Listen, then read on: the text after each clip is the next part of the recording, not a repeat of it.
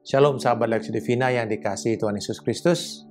Seri Prinsip Benih, yaitu menemukan rahasia yang akan mengubah hidup Anda secara permanen. Episode yang terakhir ini akan berjudul Budidaya Benih, The Cultivation of the Seed.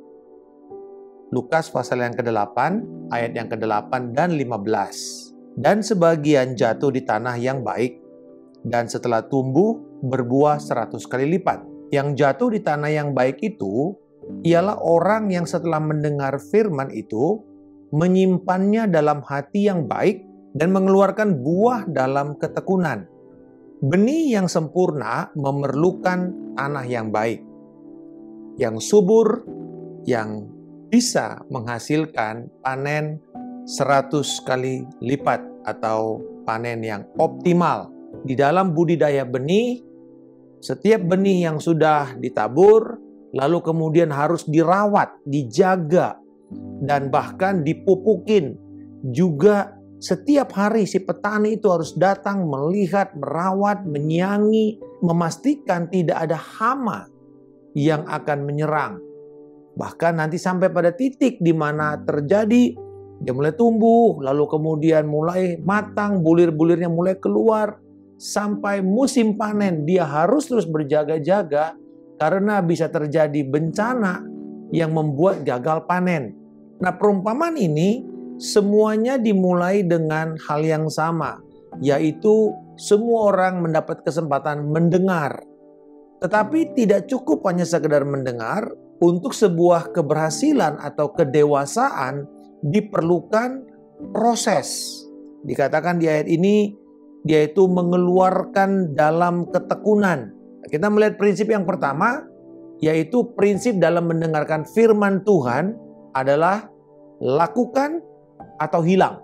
Do it or lose it. Kita mendengar untuk melakukan. Kalau kita tidak melakukan atau tidak menggunakan semua yang Tuhan sediakan kepada kita, maka akan ada konsekuensinya, yaitu diambil atau hilang. Hal yang sama juga bahwa apapun yang kita dengar dari firman Tuhan, kalau kita tidak lakukan, dia akan hilang, tidak punya manfaat dalam hidup kita. Latihan kesalehan adalah responilah setiap pemberitaan firman dengan aksi, dengan tindakan. Sama seperti dikatakan di dalam Yakobus pasal yang pertama ayat 22. Tetapi hendaklah kamu menjadi pelaku firman dan bukan hanya pendengar saja. Sebab jika tidak demikian, kamu menipu diri sendiri.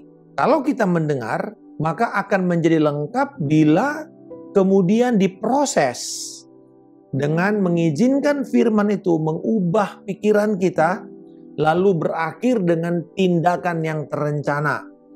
Dan ini bukan cuma satu kali, tetapi berulang-ulang sampai menjadi sebuah kebiasaan dan akhirnya sebuah karakter. Umumnya kalau kita mendengar pengajaran tentang benih ini, terutama 4 jenis tanah ini, selalu ujungnya adalah mari kita evaluasi keadaan hati kita. Seperti apakah tanah hati kita? Lalu kemudian bagaimana sikap kita mendengar firman? Itu baik. Tetapi ini tidak cuma momentum satu kali. Karena di dalam pembudidayaan benih, kita katakan tadi, tidak ada benih yang tumbuh dalam semalam. Selalu memerlukan proses. Bahkan kalau kita bicara firman Allah, maka prosesnya adalah seumur hidup kita. Jadi selama kita masih hidup, kita akan terus bertumbuh dan memproses sampai mencapai kematangan yang penuh.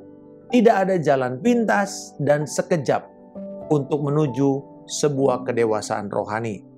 Perhatikan proses ini di dalam Markus 4 ayat 26 sampai 29. Lalu kata Yesus, beginilah hal kerajaan Allah itu. Seumpama orang yang menaburkan benih di dalam tanah. Lalu pada malam hari ia tidur dan pada siang hari ia bangun. Dan benih itu mengeluarkan tunas dan tunas itu makin tinggi.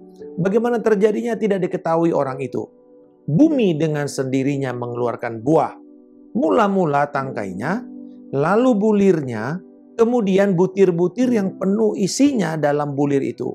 Apabila buah itu sudah cukup masak, orang itu segera menyabit sebab musim menuai sudah tiba. Ada benih yang ditabur dan memerlukan waktu untuk bertumbuh. Ditabur siang, lalu ada malam, lalu siang hari lagi. Kemudian bukan cuma ada waktu yang diperlukan, tetapi juga proses pertumbuhan itu sendiri. Dikatakan mula-mula tangkainya, lalu bulirnya, kemudian butir-butir yang penuh isi dalam bulir itu. Dan apabila buahnya sudah cukup masak, maka siap untuk disabit atau dituai. Di sini kita melihat firman yang kita terima itu, kita simpan, lalu mulailah proses perenungannya. Dan di sini, karena ini waktunya cukup panjang, maka diperlukan kesabaran, diperlukan kerendahan hati, agar firman itu yang harus mengubah cara berpikir kita. Kita tidak bisa lagi bilang, ya dulu ini yang saya yakini, ini yang orang tua saya katakan.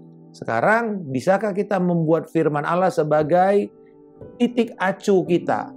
Firman Tuhan berkata, ini yang Alkitab katakan. Setelah firman itu mulai mengubah cara berpikir kita, dan kita mulai melakukan dengan langkah-langkah kecil, baby step, langkah-langkah kecil, kita lakukan setiap hari firman Tuhan itu. Waktunya akan tiba di mana firman itu sudah mulai menjadi matang dan akan ada penuaian. Kematangan selalu berbicara mengenai kedewasaan. Firman itu akan tumbuh menjadi dewasa, lalu buah itu sudah siap untuk dinikmati. Kalau kita bicara mengenai buah yang matang, ada 3 karakteristik buah yang baik. Yang pertama, bahwa buah itu terlihat nyata. Jadi coba lihat tadi, dari yang tidak ada di bawah tanah, kemudian muncul, sampai kemudian dia menjadi bulir, itu ada isinya. Karena ada juga gandum yang isinya kosong gitu ya, bulir padi yang isinya kosong. Ini tidak, semua terisi. Dan kemudian bisa kelihatan, kalau seorang petani sudah bisa melihat, oh sudah mulai menguning. Dan dia katakan, oh sudah siap waktunya untuk dipanen. Buah itu harus kelihatan, tidak mungkin tersembunyi. Saya tidak percaya yang namanya undercover Christian atau orang Kristen penyamaran. Artinya hidupnya tidak ada perbedaan dengan orang yang tidak mengenal Tuhan. Perlu ada perbedaan. Bukan cuma tampak luar cara dandan atau ada kalung salib. Bukan. Saya berbicara mengenai gaya hidup kita, gaya bicara kita, bagaimana kita memperlakukan isu-isu yang ada di dalam keadaan kita setiap hari. Yang kedua, bahwa buah itu tidak mungkin merusak dirinya sendiri kecuali busuk. Artinya, kerohanian yang kita hasilkan tidak akan mencelakakan kita. Justru akan mendatangkan berkat kepada kita yang menumbuhkannya. Kecuali benih yang kita terima itu adalah benih yang palsu. Dari guru-guru palsu. Nah ini bahayanya. Kelihatannya pertama bagus, lalu kemudian ketika kita mulai proses itu, ujungnya menyesatkan. Sehingga merusak bukan hanya orang tersebut, tapi juga sekelilingnya sudah rusak. Itu sama seperti buah yang pada waktu proses bertumbuh, lalu diserang hama. Misalnya ulat. Bisa saja dia tumbuh dengan bagus kelihatannya dari luar, tetapi kapan akan ketahuan busuk? Bisa saja langsung kelihatan busuk dari luar, tetapi ada juga yang lebih berbahaya, yaitu sempat dipanen, kemudian ketika dinikmati, busuk, berulat, mengecewakan.